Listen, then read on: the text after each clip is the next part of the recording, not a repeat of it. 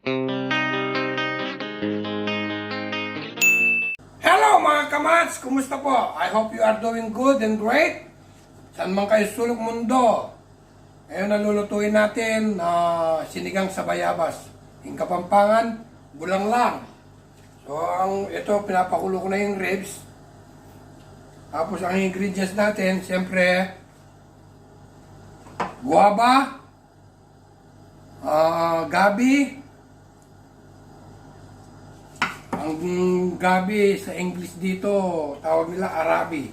Pero alam ko arom. Yeah, water spinach or kangkong and sili. That's it. And later patis.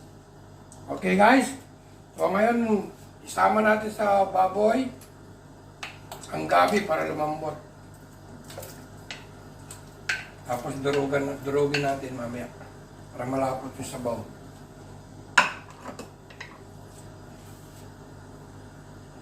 Mahal ang bayabas dito eh. Simple lang to guys, simple. Kaso yung iba hindi kumakain ng sinigang sa bayabas dahil pag malamig, amoy putok daw. Pero masarap ito.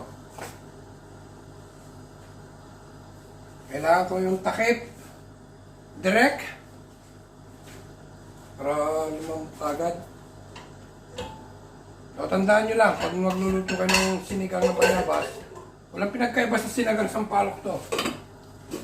Kailangan palambutin nyo muna yung baboy, tsaka yung gabi. Tapos, durugin nyo, imas nyo. Para yung sabaw nyo malapot. Okay guys, just stay tuned. And I'll be back. Now guys! Well, back! I'm back! Tingnan natin. Kasi kulo ng kulo. So, kailangan ko ng... Ayun, pwede na oh. Malambot na yung gabi. So, ilalagay ko na yung bayabas. Yung bayabas ko kaya overripe na.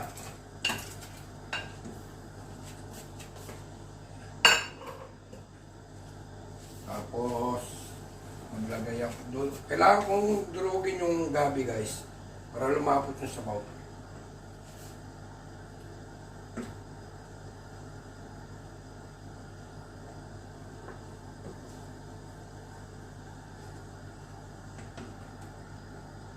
May ibang tilaw na ano. Na gabi.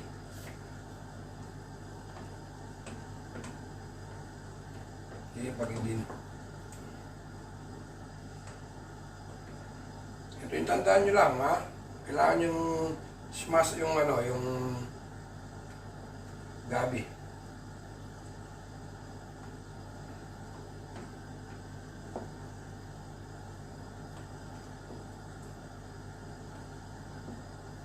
Tapos yung patis.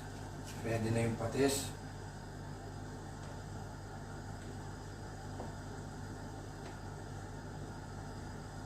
Direct. Patis please. Pag lumambot na kasi yung baboy, malambot na rin yung ano, yung gabi.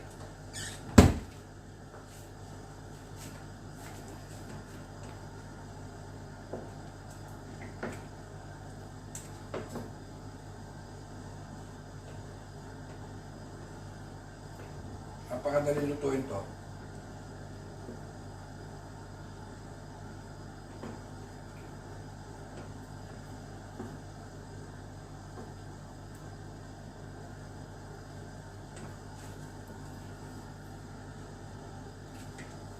To be honest sa inyo guys, ang first kong niluto, yung sinigang na baboy noon. I'm about 12 years old when I start cook. But it's palpak. Because the baboy is not tender.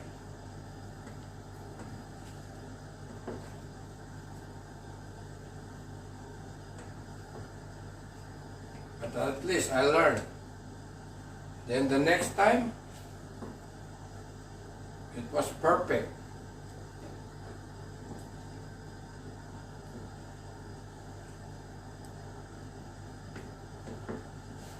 Sige, malambot na rin yung ribs. Nahanap muna yung gabi.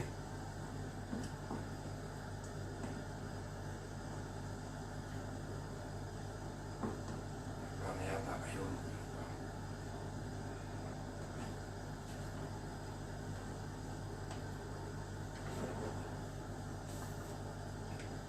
Yung ibang nagluluto nito, gumagamit lang sila ng yung sachet, yung mamasita na sinigang sa bayabas.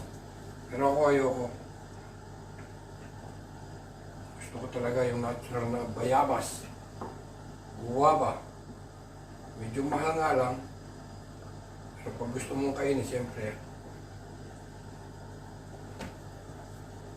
may extra rito.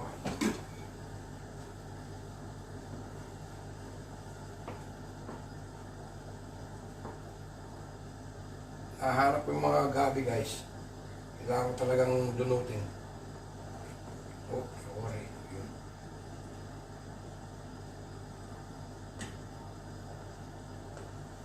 Pag hindi mo dinunot kasi, dinurog, parang ang sabaw niya malabnaw. Hindi ako marunong mag-hawak ng pot holder. Option pala.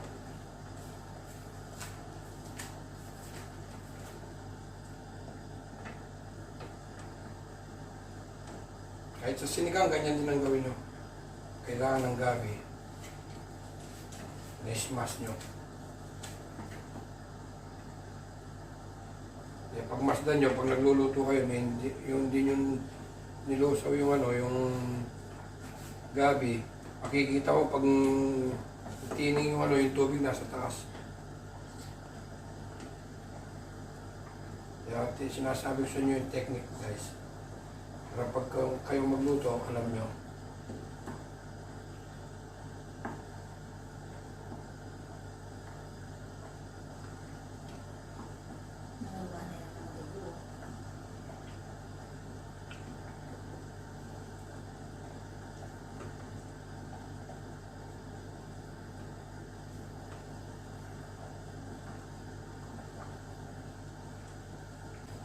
So, yung paglagay nito patis, bahala na kayo, nasa sa inyo kung gusto nyo matabang. Pero mas sarap matabang. Tapos, pagkakain kayo, maglagay kayo ng separado sa platito, tapos lagyan nyo na sili. Ganun lang, guys. Nilagay ko na sili, guys, ha. Nasa sa inyo kung gusto nyo manghang. Baby. Pero ako ayoko nang manghang dahil ayoko nang magka-almoranas.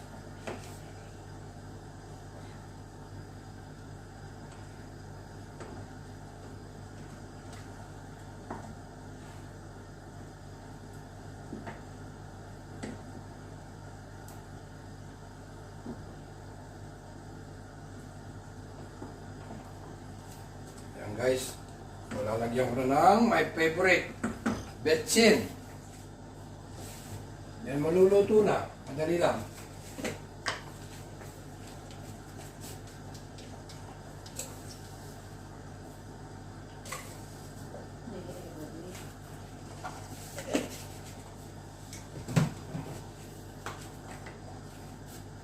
See? As you can see, guys, direct, bring the camera please. See, tingnan nyo, napakatikning niya, yung sabaw niya. Hindi siya, see, ang lapot, oh. Ganyan. Ganyan ang technique sa pagluluto ng Kahit sa sinigang din, ganyan.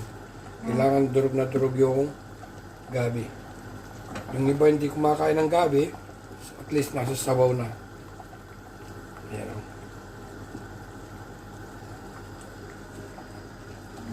So, pwede nang ilagay ang water spinach or kangkong.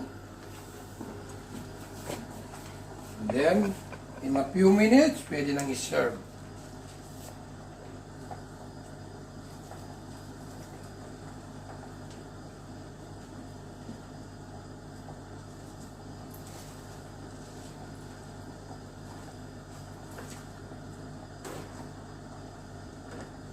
Yung kangkong dito mahal. Sa atin mga Punta ka lang sa paligi. Sa ilog.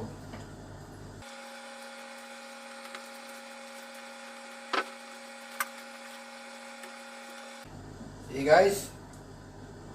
Ganyan lang ang pagluto ng bulanglang. Sinigang sa bayabas. So, ayan o. Huwag nyo nang gaano lutuin yung kangkong. Kasi ano lang naman yun eh.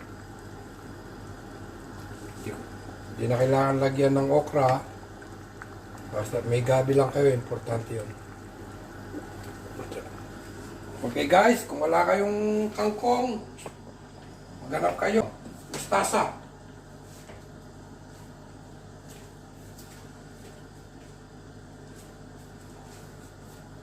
Okay. I think it's done now. So, kangkong is already steam already. Steam already. Okay guys. Let's salt the fire now. And put the kangkong in the can. Okay guys. So, like I said, stay safe. Kung saan man kayo sulok sa mundo, mag-ingat kayo lagi. Shout out sa inyong lahat, guys. I love you. Mwah, mwah, chup, chup. Mwah.